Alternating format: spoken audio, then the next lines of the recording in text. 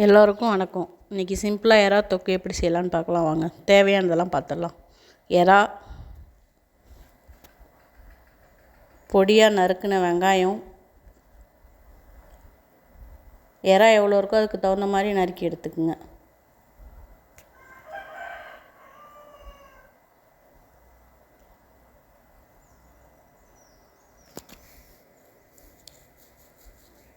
வெங்காயம் நைஸாக அரிஞ்சு எடுத்துக்கிட்டால் தான் நல்லாயிருக்கும்.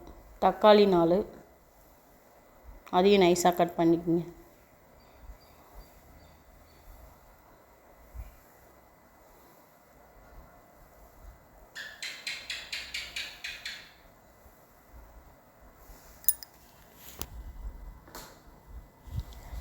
தக்காளி கட் பண்ணி முடித்தோடனே ஒரு கடாயை வச்சு எண்ணெய் ஊற்றிக்கணும். எண்ணெய் காஞ்சோடனே கொஞ்சம் பெருஞ்சீரகம் போட்டு தாளிச்சிக்கணும். பெருஞ்சீரகம் பொரிஞ்ச உடனே நம்ம கட் பண்ணி வச்சுருக்க வெங்காயத்தை அதில் போட்டுடணும்.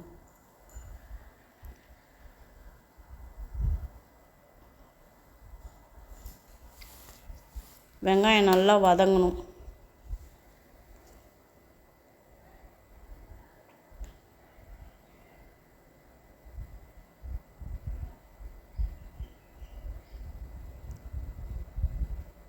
லைட்டாக ப்ரௌன் கலர் வர அளவுக்கு வதங்கணும் வெங்காயம். அப்போ தான் டேஸ்ட்டு நல்லாயிருக்கும்.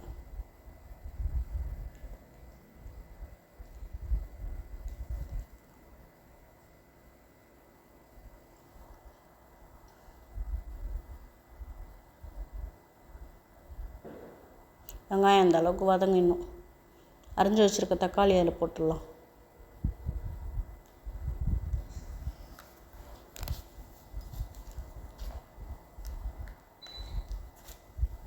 தக்காளியை நல்லா வதக்கிடணும். மசிற அளவுக்கு கொஞ்சமாக மஞ்சத்தூள், தேவையான அளவு வீட்டில் இருக்குள்ள குழம்பு மிளகாத்தூள் வச்சுருக்கோம்ல அதுதான்.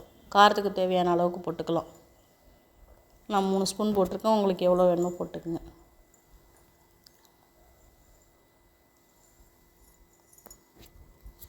இதுக்கு தேவையான அளவு உப்பு, எல்லாத்தையும் நல்லா வதக்கிடணும். பச்சை வாசனை போகிற அளவுக்கு வதக்கி விட்டுடணும். நம்ம கழுவி எடுத்து வச்சுருக்க எறாவை அதில் போட்டுடலாம். எறாவை போட்டு நல்லா வதக்கி விட்டுடணும்.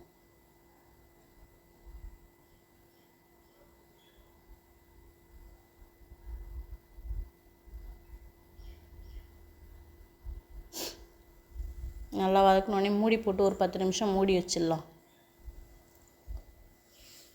10 நிமிஷம் ஆயிடுச்சு, எடுத்து பார்க்கலாம்.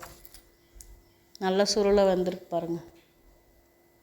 இன்னும் ட்ரையாக வேணுனாலும் நீங்கள் இன்னும் கொஞ்சம் நாள் வச்சு எடுத்துக்கலாம். எங்கள் வீட்டில் எல்லாருக்கும் இப்படி தான் பிடிக்கும். அதனால நான் இதோட நிறுத்திக்கிறேன். கொஞ்சமாக கருவேப்பிலை,